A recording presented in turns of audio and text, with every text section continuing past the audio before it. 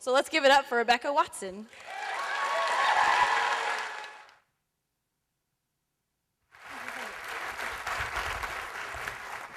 Hello. Oh, my voice magically worked. That was amazing.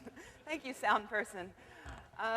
Thank you, Skepticon. Oh, hello, Skepticon. I missed you.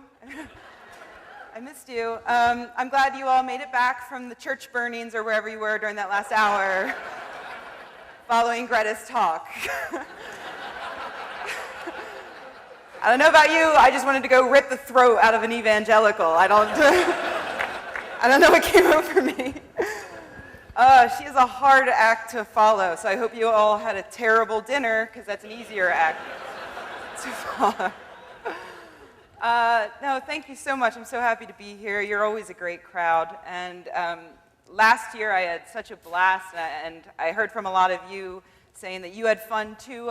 For those of you who weren't here, I spoke about Christmas. I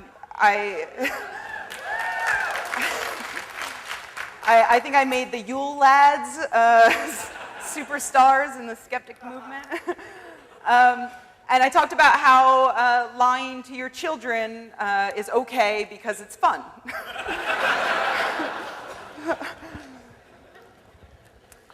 Before I get into my talk today, I wanted to give you a quick update on last year's talk.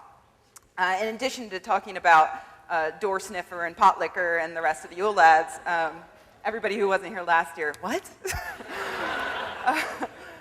In addition to all that, I talked a bit about the war on Christmas that Christians enjoy engaging in every year this time. And I showed a preview of a film called Christmas with a capital C. And in the trailer, you've got this evil atheist Scrooge who moves back to his small Alaska town and runs for mayor in the hopes of outlawing Christmas. That's basically what the trailer made it out to be. So I was really excited to see this film. And a few weeks ago, someone tweeted to me that it was on Netflix Watch Instantly. Yeah. So I immediately grabbed the popcorn and sat down and watched it. And what I saw blew me away, and I had to come share it with you. Because I was so excited about this. I was seriously considering for my talk just like showing the movie and doing like my own sort of riff tracks over the top of it. But I was blown away because the trailer was misleading. I know, slightly disappointing, and yet at the same time a little exciting, because what the movie was actually about was a grumpy atheist, not evil, moves back. And the thing we made fun of in the trailer was that the good guy, the Christian who was trying to display a manger scene on the town property, he came across like such a jackass in the trailer.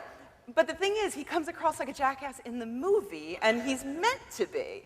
I wasn't sure at first. I'm watching it, and I'm like, this character is awful. And I'm pretty sure I don't hate him just because I'm an atheist. I'm pretty sure that a lot of Christians would hate him, too. And at the end, I'm going to, spoiler alert, sorry, if you want. But at the end, what happens is it's a sort of like a pro-separation of church and state message. A judge comes, I'm not making this up, I swear. A judge comes to the town and explains politely to the idiot Christian. She's like, well, you have to be more inclusive, so you can add other religious ornaments, you can sell the property to an individual who can display them, or you can have no displays at all. And he's like, well, I don't know, that's terrible. And the guy's wife is like, shut up. Like the guy's wife also thinks he's a jerk. And in the end, he, as the town's mayor, sells the manger scene to himself and his brother, and they get permission to display it on public property. And so, everybody, it's like sort of everybody wins. And the message that I sort of thought they were trying to get across to Christians was that it's okay to celebrate Christmas in your own way without having to foist it upon everyone, which is a great message, right? But I wasn't sure. I'm like, maybe I'm completely misinterpreting this. So I found the director on Facebook. I love the internet.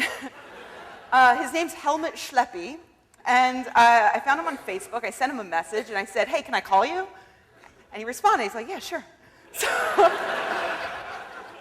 So I called him, and we got along famously. It turns out he's Danish. And I asked him, I'm like, well, let me just ask, are you Christian? And he said, well, I'm spiritual, but I don't really believe in churches and stuff. I'm not into all that. And I'm like, really? And through the course of our conversation, which I did record and I will put on Skeptic next week, with his permission, I learned that Helmut thought that the idea of displaying religious iconography on public land was some sort of fable. Like,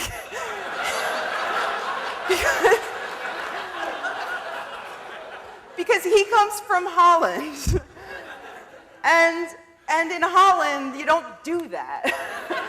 So he literally thought this was a fairy tale throughout the course of making the film. And then he tells me, he's like, you know, I checked out your site, Skeptic. I said, really? He's like, yeah, I love it.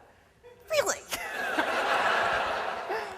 And then we talked about Ayaan Hirsi Ali and how inspiring she is, and it was really a cool conversation. And he liked me so much that he put me in touch with the screenwriter.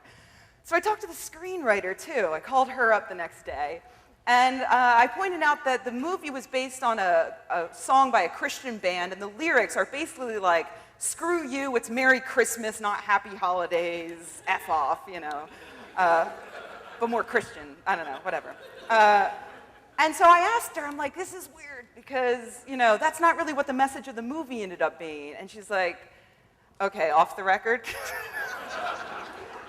So I probably shouldn't be saying this, I guess.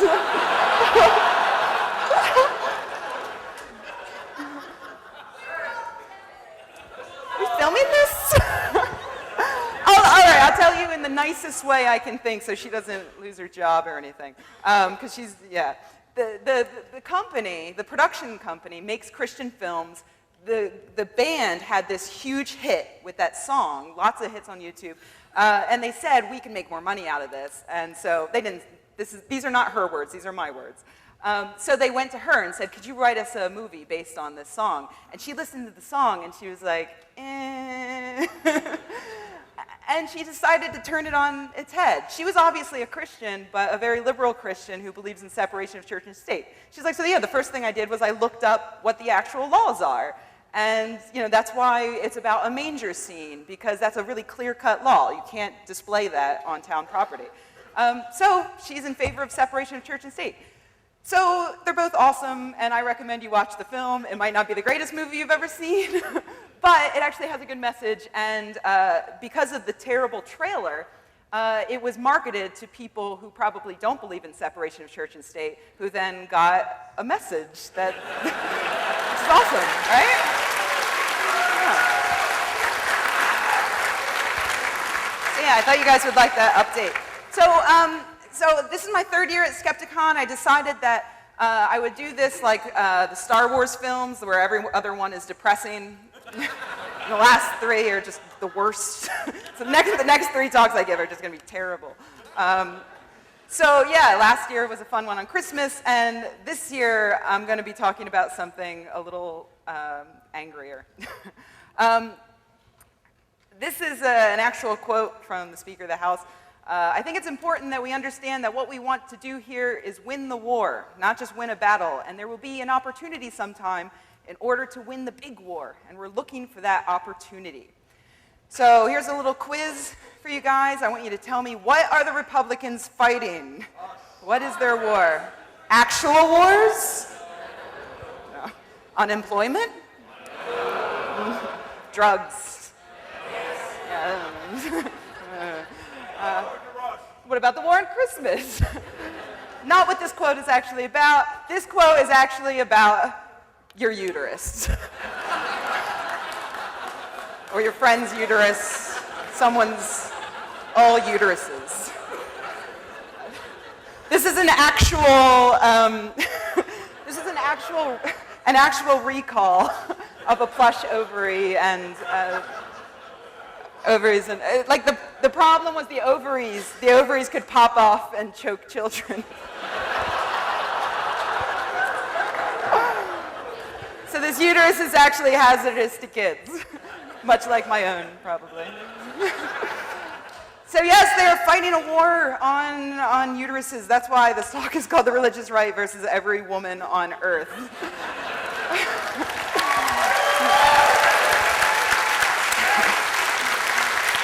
And before I go further, I want to tell you that every time I talk about things like this, for instance, on the SGU podcast or elsewhere, when it's on the SGU podcast, someone will inevitably write in and tell the guys to please stop me from politicizing skepticism, to which my answer is always the same.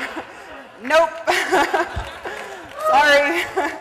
I talk about what I want. And this has been a conversation that's been going on in our community about what you can and cannot be skeptical of.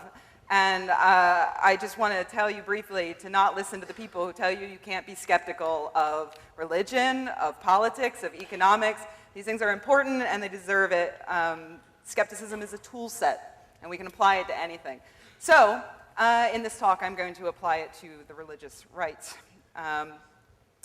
So this is an actual quote, and this is why I have no problem politicizing skepticism. Because people who are running for president say things like this: an arrogant, corrupt Washington elite declared war on marriage, on families, on fertility, and on faith. That's you guys. You guys are the corrupt Washington elite. But notice that. I mean, fertility, did you even know you were waging a war on fertility? This is the woman who actually told the world that getting vaccinated for HPV would cause mental retardation because some woman told her once. Michelle Bachmann even did this recently. She had to apologize for that because there's no scientific evidence that the HPV vaccine has any negative, causes any harm. But she apologized, and then just the other day, there was a brand new quote from her about how the vaccine ravages a young girl's body, which is just, it's telling. Because HPV, the religious right believes that it will lead you to have more, the HPV vaccine will lead you to have more sex, because now you don't have to worry about cancer. That's what was holding us all back. I'd like to, sweetie, but in several decades I might die of cancer. That's why Michelle Bachmann is also against fire extinguishers, because they'll just encourage everybody to set shit on fire.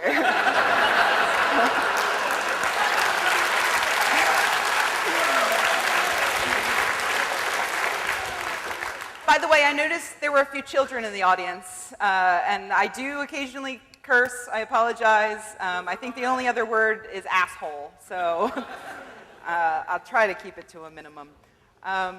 Sometimes I can't control myself. So let's talk about briefly what is the religious right. It's important to define your terms. I'm going by this definition: a collection of individuals and organizations who are devoted to establishing biblical Christian doctrine using governmental action. An easier way to say this is with this helpful, these guys.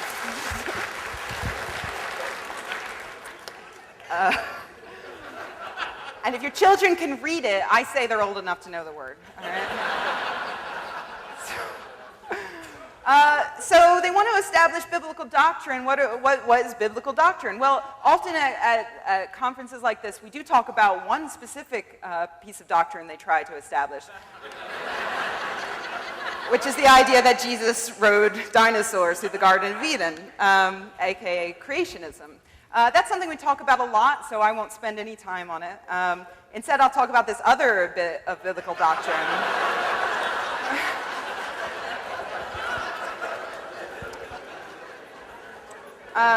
which is basically that your sex life is their concern. I'll break that down. The few key points here. Number one, women are for making babies. Women who have sex should be punished. Punished with babies. Or cancer, whichever. The Bible makes no bones about it. It's right there in the very first book. To the woman he said, I will greatly multiply your pain in childbirth. In pain you shall bring forth children, yet your desire shall be for your husband, and he shall rule over you. There it is, all together in one neat package. That is what is driving the religious rights war on women. So let me talk about a few of the organizations that make up the religious right. Alliance Defense Fund is one, founded by Alan Sears, who wrote The Homosexual Agenda, which, I swear to God, Alan Sears posited that SpongeBob makes you gay. I think we're all a little gayer now, having seen that. The Alliance Defense Fund holds Pulpit Freedom Sundays, where they encourage people to preach to their congregations and to ask them to vote for a certain representative, which is always the religious right. That's unconstitutional. They're basically waiting for somebody to sue so they can come to their defense and hopefully establish a law that allows preachers to stump for candidates. Concerned Women for America, which was founded by Tim LaHaye and his wife. Although 3 of the 5 highest paid positions at CWA are held by men, but they are very concerned. They're very concerned. Tim LaHaye and the other leaders of CWA attacked public schools in the 1980s for promoting secular humanism. And on their website, they have 6 core issues: opposition to same-sex marriage, promoting vouchers and other forms of tax aid to religious schools, opposition to pornography, religious liberty issues, and national sovereignty, and opposition to legal abortion. So it's right there in their top things to worry about. Focus on the family. You could have been doing that the whole time, really. But yes, they are particularly egregious. That is, of course, James Dobson, who once attacked the Girl Scouts for promoting humanism and radical feminism. He's all, peddle your lesbian cookies elsewhere, Jezebel.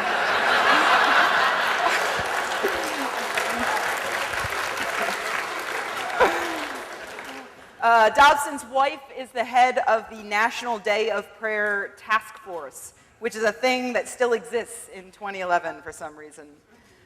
He also frequently issues endorsements for political candidates, but he started Focus on the Family Action as a way, like as a little group that he could apparently have the legal right to stump for candidates. So yeah, he's pretty awful.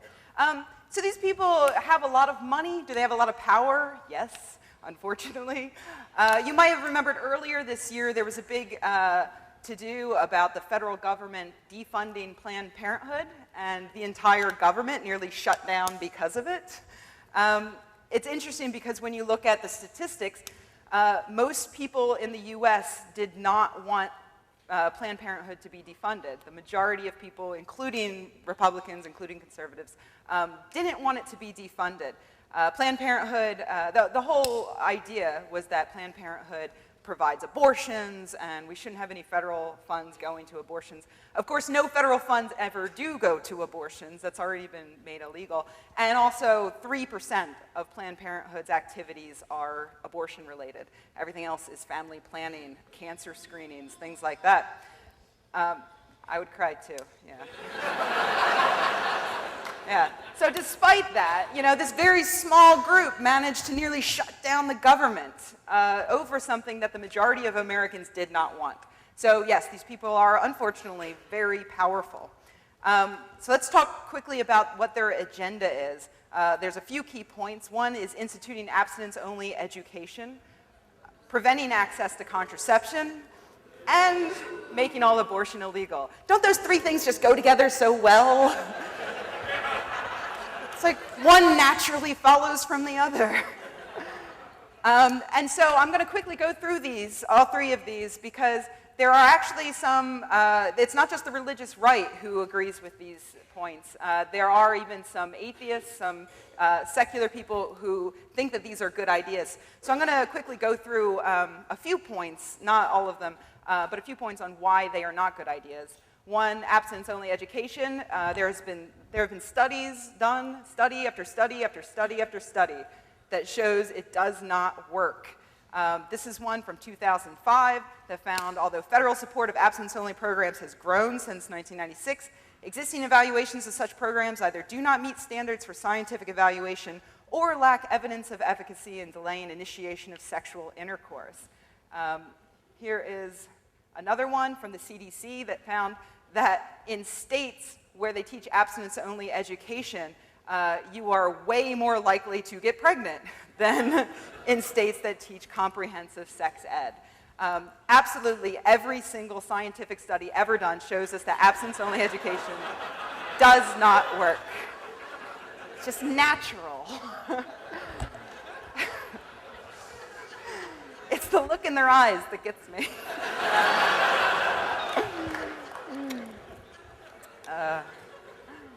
So I'll move on quickly to denying contraception. Why is that so bad? Well, contraception is basically required for women to have any kind of equality in our society. Because when you don't give women contraception, they drop out of school to get pregnant. There's a severe social stigma when they get pregnant young. You have raised maternal mortality rates. Women actually die when you don't give them contraception. And there's an increase in unsafe and illegal abortions. And, you know, this is something that affects men too. There's an increase in STDs when you don't teach people how to use condoms. So it's extremely dangerous to deny contraception. And yet, this is actually happening. It's happening in the US and it's happening in Europe. I'll talk a little bit more about it in a bit. But there are laws that the religious right is attempting to pass that will give pharmacists and doctors the ability to deny women contraception because it's against their religion. Finally, the idea of outlawing abortion, which is always a fun subject to dive into at a conference. This is from The Onion. This is not a real abortion flex. My favorite part is the adoption center for pets. Not sure how easy it is. There's a chapel, there's a daycare center, a food court, the largest rock climbing wall in Kansas. Conservatives pass this around saying, oh my God, look at what they're doing. Love it, love it, love it. So here's the deal about abortion. An embryo is a clump of cells which should not possess the same rights as an adult human. One of these, the first part of that sentence is a scientific statement. The second part is a moral and ethical statement that you might not agree with. I'll talk about the ethics first. You can assign the same rights to anything you want. It could be to animals, it could be to plants, it could be to a human egg, which is actually, even unfertilized, is quite an amazing little organism. I choose not to. So if you choose to assign, you know, the same values to a little clump of cells as to an adult human, there's not much I can do to convince you otherwise, but I'll try. Just a few facts. 80% of all US abortions are performed within the first 10 weeks of pregnancy. That's before the embryo is even an inch long, and you shouldn't even be calling it a fetus at that point. It is still an embryo. Of course, to the religious right, it's a baby, but it is in fact just an embryo. Also, 66% of all fertilized eggs fail to implant or later spontaneously abort. That's a low number. It's very difficult to figure out exactly how high that number is, but the tests that have been done show anywhere from 66 up to 80% of all fertilized eggs fail to implant or spontaneously abort. And 31% of all implanted eggs later miscarry. So if we're looking at the numbers, humans tend to, no? Too far? Too far? Too far? According to the Guttmacher Institute, humans terminate, well, I should say Americans, terminate about 22% of their pregnancies. But yeah, God is just wiping them out. So nature doesn't have much respect for that clump of cells, and I don't think we should have that much respect for it either. But again, that's an ethical thing that maybe you decide differently. That's fine. I'll go on to tell you some more about the science, because there are a lot of lies that the anti-choice crowd will make. One is that abortion causes depression. It does not. Fetuses feel pain at 20 weeks. Science is out, but says probably not. Abortions cause breast cancer. No, that does not happen. And that outlawing abortion saves lives, which again, no, it doesn't. The World Health Organization and the Guttmacher Institute carried out this really amazing study that showed that when you ban or reduce the ability for women to get abortions, women still have abortions at the same rate. They just have unsafe and illegal abortions, which leads to more women dying. So banning abortion does not actually save babies. Babies will still die, and now the women die too. So it's really, that's one of the reasons why I never use the term pro-life, because to me, if you are advocating for the banning of abortion, you are actually pro-death. That's what you're going for. More women die.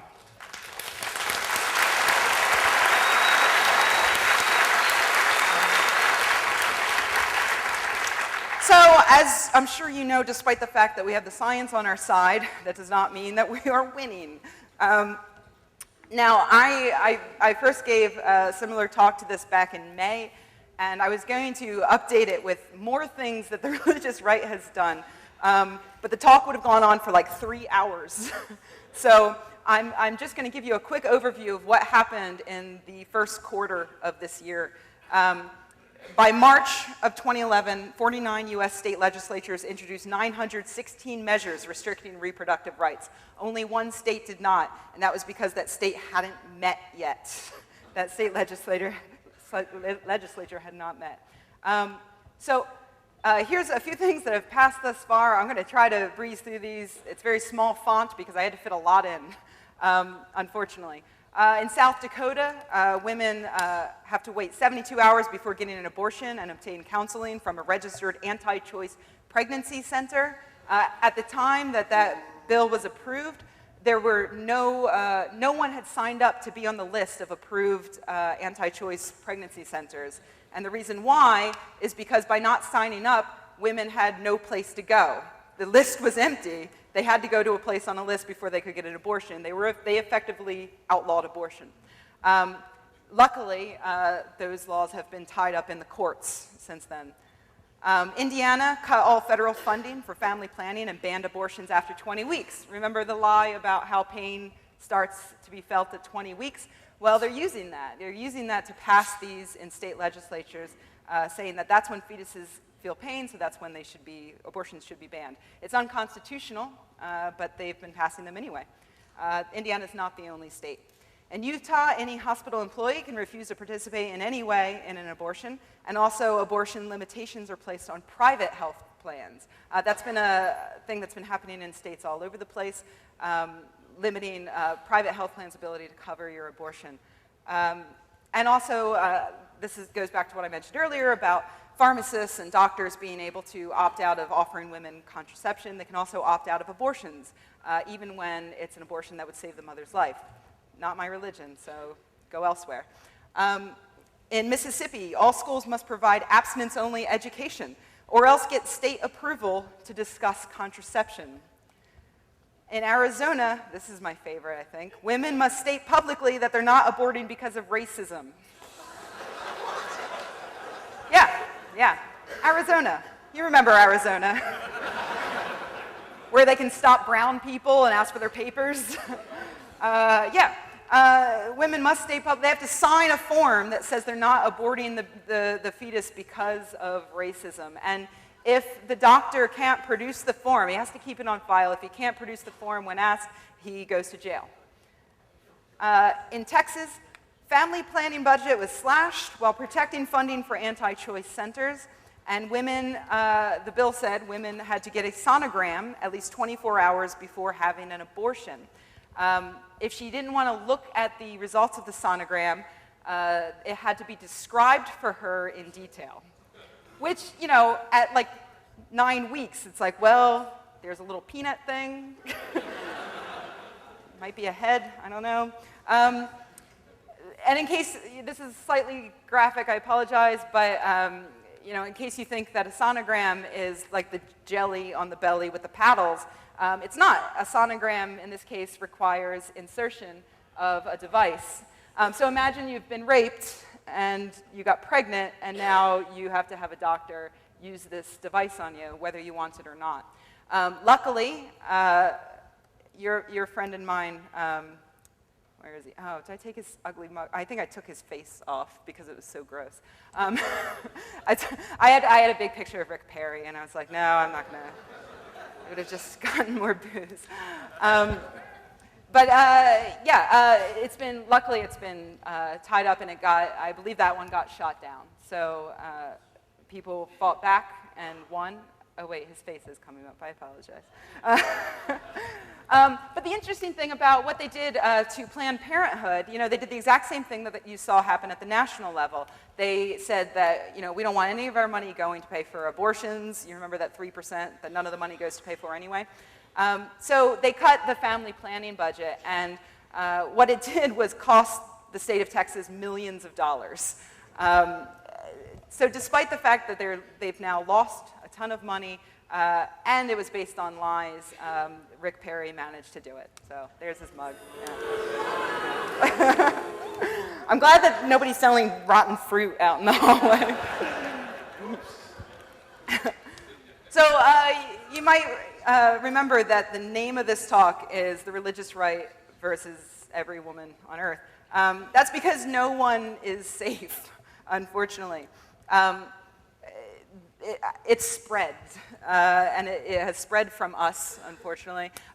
This is something that happened just a couple of months ago. Nadine Dorries is an MP in England who is in favor of abstinence-only education. The bill that she actually managed to get introduced, and which passed its first stage, I think it has since been shot down because it is ridiculous, but the bill said that schools had to teach abstinence-only education to girls, not the boys. Yeah. Because, like, could they say any clearer? Like, we just hate women. So yeah, teaching the girls to keep their slutty knees closed is apparently the way to do it. Nadine Dorries is a part of this thing called the Conservative Christian Fellowship, which is a marriage of politicians and clergy, which is exactly like what we've got here with the religious right. So they've been doing it as well. Recall earlier the thing about pharmacists being able to turn women away. There was a bill introduced in the UK that passed that allows pharmacists to opt out over beliefs. So you're in a rural area, you need Plan B, say. You go to the local pharmacist and he says, no, I don't believe in this, so you're out of luck. There doesn't need to be, for instance, another pharmacy nearby that's open and serving Plan B. You're just out of luck. And it's not just in the UK. There was one passed through the EU, and same exact thing, except for that the bill that was originally introduced in the EU, this is interesting, the bill was introduced in order to protect women who go to this pharmacist and he turns her away. The bill would have said that in order to turn her away, you must have another pharmacist working who can give her the medication she needs, or there has to be another pharmacy within 10 miles or so that is able to offer her what she needs. So that was what was introduced. And what ended up passing was the exact opposite. It just said, you know what, anybody can refuse to give a woman any kind of medication because of that person's religious belief. The reason why it passed like that is because of lobbyists. In this case, one of the major groups was the European Center for Law and Justice, which doesn't sound awful on its surface. It's actually a part of the American Center for Law and Justice, which also, so far, you're like, that doesn't sound so bad. Until you learn that it's run by this guy. Yes, that is Pat Robertson, your friend and mine. Did you think it was Satan? I don't know why you would have gotten that idea. I don't know. Yeah, I'm sorry, Pat Robertson runs the ACLJ. That's a $12 million a year organization. You might know him best from the Christian Broadcasting Network, which you might be mistaken in thinking is just some kooky cable access thing that no one watches. They actually have nearly $300 million in their budget, and they have an intense amount of pull amongst conservative Christians. They can have politicians on that can speak directly to this religious right audience. He also has some other organizations. He has a lot. Christian Coalition is struggling, actually, luckily, with 1.3 million is all. And then there's Operation Blessing, which is a $400 million operation that got in trouble a little while ago for, they were supposed to be shipping goods to developing nations by plane, and what was discovered was that they were actually carrying diamonds back on the planes illegally. Yeah, so. So basically, you know, we've screwed over Europe, is the theme there. So, you know, I know that that's all really, really depressing. And I'm sorry, and I promise that next year I will come back with a very fun thing about Jar Jar Binks or something. Racism. So I just want to end by encouraging you all that it's not too late. You know, we managed to, people in Texas managed to stop that sonogram bill from going into law. In Mississippi, they had that huge personhood amendment that was shot down. It's possible to win. We just need to pay attention to what's happening. And what's happening is these groups are introducing legislation at the federal level, it gets shot down, and then all of the state legislatures introduce their bill. They know it's going to fail at the federal level, and they know nobody's watching at the state level. So I don't know about you, but I have trouble remembering who my state representatives are. I want you to, if you don't know, I want you to go home and look it up, and I want you to call them. Because they need to know that this rich minority of people should not be telling them how to vote, what bills to introduce. They need to know that you're out there watching and that you want separation of church and state and that you want them to stop beating up on women. So there are a lot of things you can do. You can go to Skeptic. We blog about issues like this, and we often have ways that you can get involved by signing petitions and things like that. There are also a lot of other organizations that are working on things like this. Americans United for Separation of Church and State. A lot of the organizations that are here, CFI and SSA, and I've got Freedom from Religion Foundation up there. Feminist groups are working on this stuff, like Equality Now, PATH. The ACLU, of course, is big on the separation of church and state thing. Contact your favorite group that's working for separation of church and state and ask them if they're helping out with this, because I feel like a lot of times we see action in terms of preventing creationism from getting taught in schools, which is very important to do. Or things like, you know, getting In God We Trust off the money, things like that. Women's health is very important too, and I, for one, would love to see more secular organizations fighting for women's health.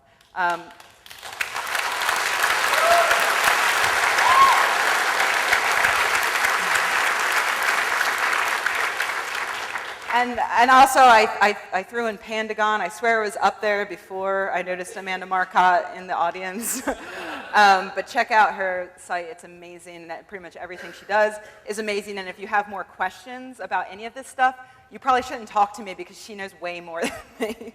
So you should just corner her. And finally, I just want to end by once again telling you that probably the most important thing you can do is to not listen to people who tell you what you can and cannot use your skepticism for. Because there are issues that are important to you that might not be important to someone else, but you should fight for them. So I think the number one thing you can do is just to not shut up about this stuff. So that's all I've got. Thank you very much, everyone.